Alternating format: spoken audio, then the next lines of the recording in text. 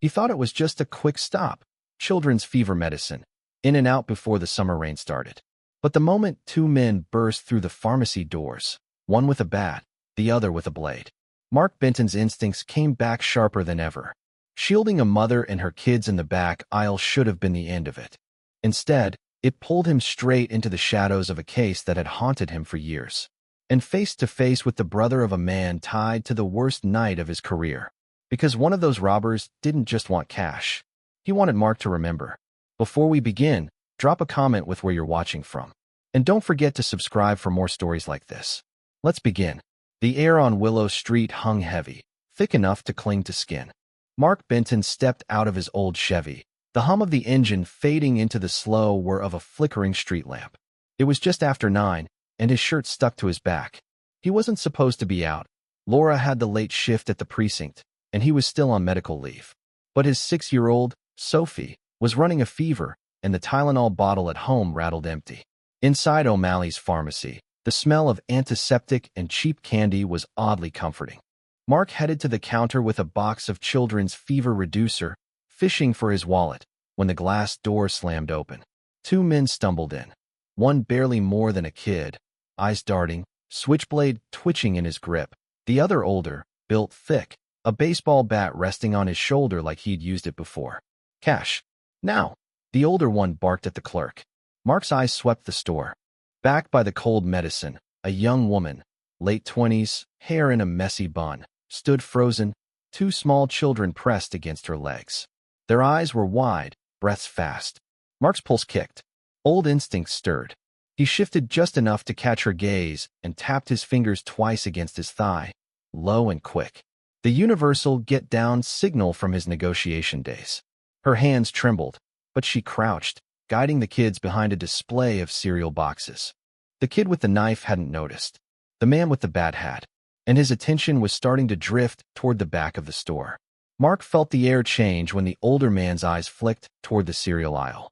He needed to draw that gaze back, and fast. "Hey," Mark called, casual as if ordering lunch. "You're looking for cash, right? The pharmacist keeps a stash in the back. Easy pickings." The kid with the blade jerked his head toward him. "Who the hell are you?" Mark leaned against the counter, playing bored. "Fill-in pharmacist. Night shift. Place is a ghost most nights." He let a hint of authority slip into his tone, just enough to sound like someone in charge. The bat wielder frowned. "Prove it." Mark shrugged and started toward the back office, moving slow, giving the woman and her kids time to crawl deeper out of sight. His mind was running angles, exits, distances. 10 feet to the office door, 7 to the knife kid. The bat was the real problem. One swing and things could turn ugly. He pushed the office door open, letting the smell of stale coffee waft out. "See," he said, stepping inside. The older man followed, grumbling about taking too long. That was when Mark caught a flicker of movement, little sneakers edging into view. The younger robber had started toward the aisle. "Stay down," Mark barked, but the teen lunged, knife glinting. In 2 strides, Mark was out of the office, intercepting him. The blade slashed across his forearm, hot pain blooming instantly. He didn't stop. Training took over. He grabbed the kid's wrist, twisted hard, and the knife clattered to the tile. A shove sent the teen sprawling into the end cap. The bat wielder roared, charging. The older man's boots thudded against the tile, bat raised high. Mark stepped sideways, letting the man's momentum carry him past. The swing cut through empty air and clanged harmlessly against a metal shelf. "Easy," Mark said, his voice steady but firm. "You don't need to do this." The man hesitated just long enough for Mark to act. With a quick move, he reached for the bat, not to yank it away, but to push it down toward the floor. The two stood in a brief stalemate, the bat pressed between them, neither one wanting to make the first real move. "Check the register," the older one barked to the younger, still standing uncertainly near the snack aisle. Mark glanced toward the woman and her kids, still hidden behind the cereal display, and gave her a subtle nod. She took the hint and began inching toward the door with them, keeping low and quiet. "I'll open the back office for you," Mark said, taking a small step toward the hallway. The bat wielder followed, keeping his distance but clearly more interested in what Mark was saying than in swinging again. Once they reached the office doorway, Mark eased inside, gesturing to the safe in the corner. "There." Take what you want." The man stepped in, eyes locked on the safe. That was Mark's chance. He closed the office door from the outside and slid the bolt into place. The click echoed in the quiet store. The younger robber froze, then made a quick, nervous dash out the front door. The street outside swallowed him in seconds. The pharmacy went still, the hum of the refrigerators slowly replacing the tension in the air.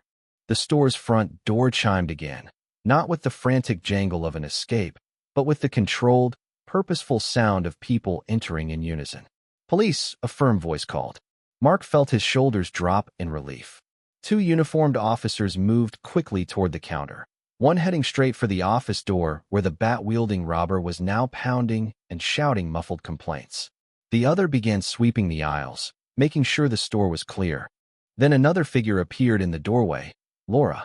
Her hair was pulled back tight, uniform crisp, but her eyes widened the second she saw him. "Mark? What are you?" She stopped herself, her gaze flicking to the closed office door. "You were here." He gave a small nod. "Sophie's fever. Just happened to be in the wrong place at the right time." Laura took a step closer, lowering her voice. "You shouldn't be in the middle of this. You're supposed to be taking it easy." Mark offered a faint, weary smile. "I was, until I wasn't." The young mother from the cereal aisle emerged, her children clinging to her hands. She looked at Mark like she wanted to say something, but couldn't quite find the words. One of the officers came over, holding a wallet they'd found on the older suspect. "Name's Kyle Maddox. Ring a bell?" Mark froze. The name pulled at a thread in his memory, something from 2 years ago, from a case he still wished he could forget. Laura noticed the change in his expression. "Mark, you know him?" "Not him," Mark said slowly, the air suddenly heavier. "His brother." Laura gave him a look that was half question, half warning. "His brother?" Mark's jaw tightened. "Evan Maddox. He was part of that warehouse standoff, the one that didn't end well." The younger officer's head turned sharply. "You mean the hostage case? That was you?" Mark didn't answer. He didn't have to. Laura's expression said enough. She knew how much that night had cost him. The split-second choices, the news headlines, the long months of second-guessing himself. While the other officers led Kyle from the office in cuffs, Mark stayed near the front of the store, almost unconsciously putting himself between the mother and the door. The suspect didn't look at him at first, until he was nearly past. Then Kyle turned his head, his voice low but sharp. "You remember my brother, Benton? You remember what you did?" Mark met his gaze evenly. "I remember trying to keep people alive." Kyle's mouth twisted into something between a sneer and a smirk. "You destroyed my family." The words landed heavier than Mark expected. Even after Kyle was pushed out into the humid night, the echo stayed. The mother stepped forward hesitantly, her kids holding tight to her. "I don't know what happened before," she said softly, "but tonight, my kids are safe because of you." Mark didn't answer right away. He just nodded, the sound of the closing door ringing in his ears. Laura lingered by the counter. "You okay?" Mark gave a small shrug.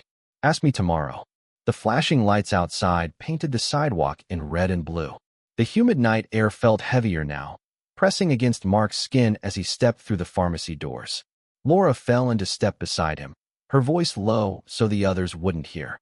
"You're limping a little. You sure you're all right?" "I'm fine," he said, though the tightness in his voice gave him away. "Just need to get Sophie her medicine and get home." Near the patrol cars, the young mother stood with her children, murmuring to an officer. When she spotted Mark, she came over quickly, her kids still holding onto her hands. "I didn't get to say it in there," she began, eyes steady despite the exhaustion in her face. "Thank you for not freezing up when it counted." Mark shook his head. "I just tried to buy you some time." "That time was everything," she said simply. Then, almost shyly, "My name's Emily." He gave a small nod. "Mark, take care of yourself, Emily." She offered a faint smile before heading toward a waiting car, her kids glancing back at him until they disappeared into the night. Laura walked him the rest of the way to his truck. "You still think you're just supposed to be at home doing nothing?" she asked. Mark leaned against the open door. "Most days, yeah. But some nights." He looked out at the dark stretch of Willow Street. "Some nights remind you why you signed up in the first place." The house was still when Mark stepped inside, the faint hum of the fridge filling the silence. Sophie was curled up on the couch under her favorite blanket. A cartoon paused on the TV.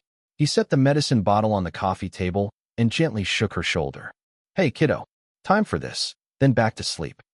Her eyes fluttered open, and she took the small cup without complaint. Where'd you go, Daddy? She mumbled. Pharmacy run, he said, keeping his voice light. Just in time to grab you this. He tapped the blanket. And maybe a snack for tomorrow. She gave a sleepy smile before settling back down. Within moments, her breathing evened out. Mark stood there for a long moment, watching her. Then he moved into the kitchen, where the darkness pressed a little closer. Kyle's words replayed in his mind. You destroyed my family. It wasn't the first time someone had blamed him for that night 2 years ago, but hearing it in person, from someone connected to it, reopened the wound. He poured a glass of water he didn't really want, staring at the reflection in the window. The house was safe, quiet. But in the back of his mind, he could still hear the chaos of the pharmacy, the pounding on the office door, and Emily's voice saying, that time was everything. Mark exhaled slowly. He wasn't sure which truth to believe tonight, the one that accused him or the one that thanked him. Mark was halfway through his first cup of coffee the next morning when his phone buzzed. The number was unfamiliar, but the area code was local. Benton? This is Officer Reyes. Worked the scene at O'Malley's last night. Mark's back straightened. Yeah. We've been digging on your suspect, Kyle Maddox. Turns out he's been telling a lot of people a twisted version of what happened 2 years ago. Thought you'd want to know, the warehouse case? We found fresh witness statements in another investigation. You didn't cause what happened. In fact, you might have kept it from being a lot worse. Mark gripped the phone tighter. You're sure? Positive. It's in the report now. Anyone who looks will see the truth. When he hung up, the room felt different. Lighter somehow. He didn't realize how much space that guilt had been taking until it started to dissolve. Later that day, Emily stopped by with her kids. They'd drawn a thank you card, crayon letters crooked but full of heart. She handed it to him with a smile. Whatever anyone said about the past, I just know this. You were there when it mattered. Mark looked at the bright card, then at her. And you have no idea how much I needed to hear that. As they left, Sophie came running from the hallway. Daddy, can we keep it? She asked, holding the card up. Mark smiled for the first time in a long while. Yeah, kiddo. We'll keep it. That evening, Laura dropped by unannounced, still in uniform. Sophie was in the living room building a block tower, the TV humming softly in the background. I heard from Reyes, Laura said, leaning against the kitchen counter. They're amending the official record on the warehouse case. The new statements make it clear you acted by the book. Mark met her eyes. It's strange. I got so used to carrying it around, I almost don't know what to do without it. Then maybe it's time you stop carrying it, she said with a small smile. You've been blaming yourself for something that wasn't yours to own. Let it go, Mark. You've more than earned that. Sophie peeked into the kitchen, holding up a block. Daddy, help me with the roof. He glanced at Laura, then back to his daughter. Yeah, I think I can do that. A week later, O'Malley's pharmacy looked like nothing had happened. The front windows were clear, the aisles neat again. Mark stopped in just to grab another bottle of children's medicine. Sophie was fine now, but he figured it couldn't hurt to be prepared. On his way out, he spotted Emily at the corner table near the window, sipping a coffee while her kids colored. She waved him over. Guess what, she said.